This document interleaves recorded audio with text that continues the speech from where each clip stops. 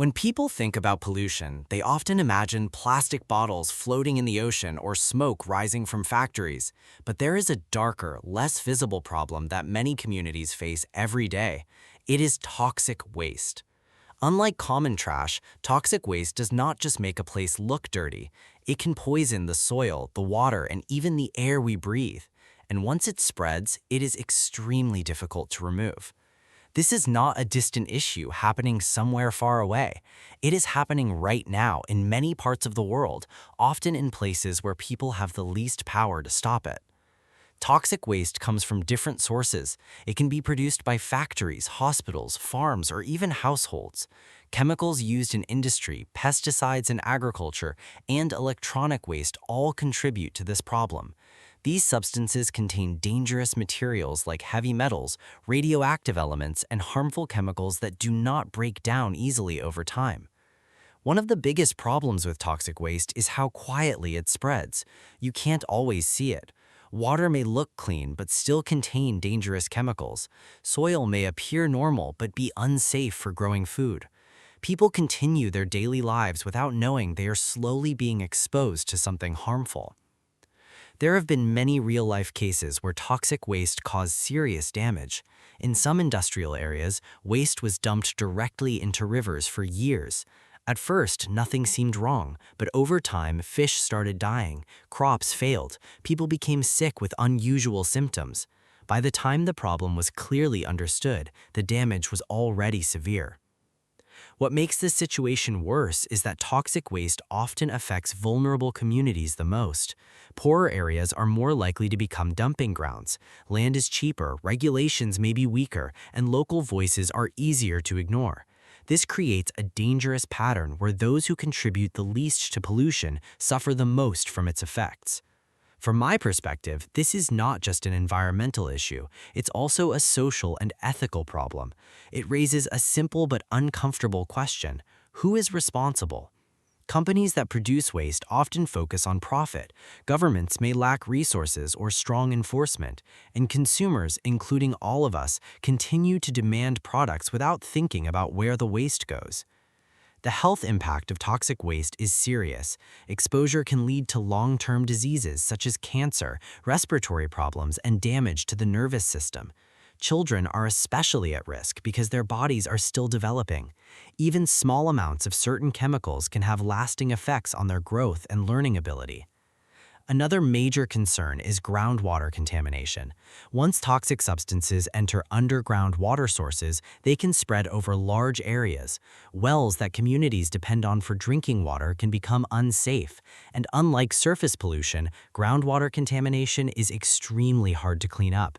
It can take decades, sometimes even longer. Some countries have strict laws to control toxic waste. They require companies to treat waste properly and store it safely. However, enforcement is not always effective. Illegal dumping still happens. In some cases, waste is secretly transported to other countries with weaker regulations.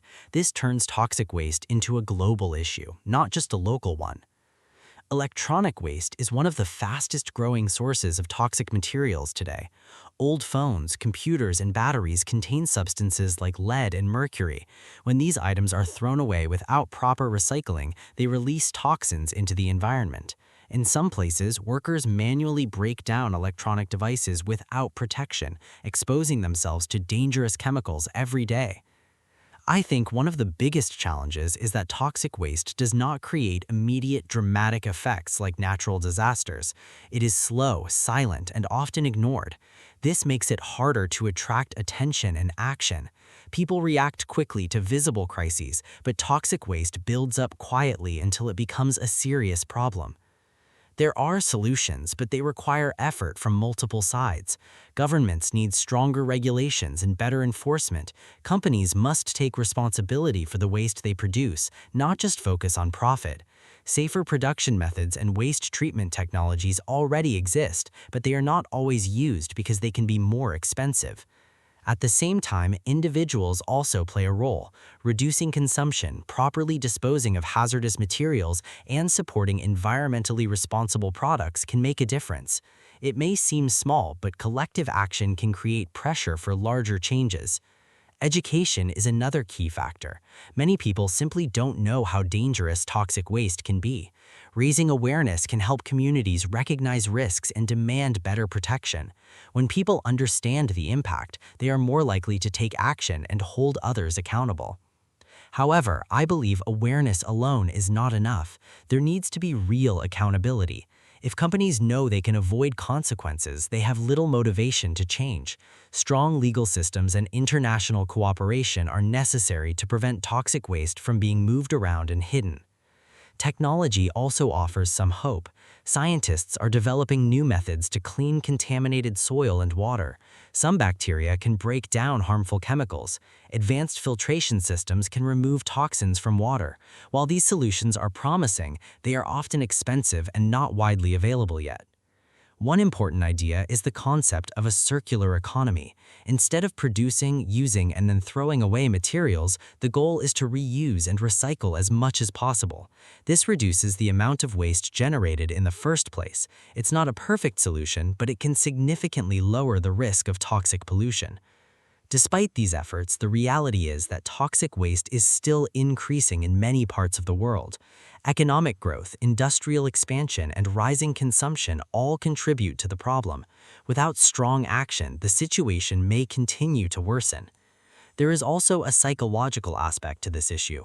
People tend to ignore problems they can't see directly. If toxic waste is buried underground or dumped far away, it feels less urgent.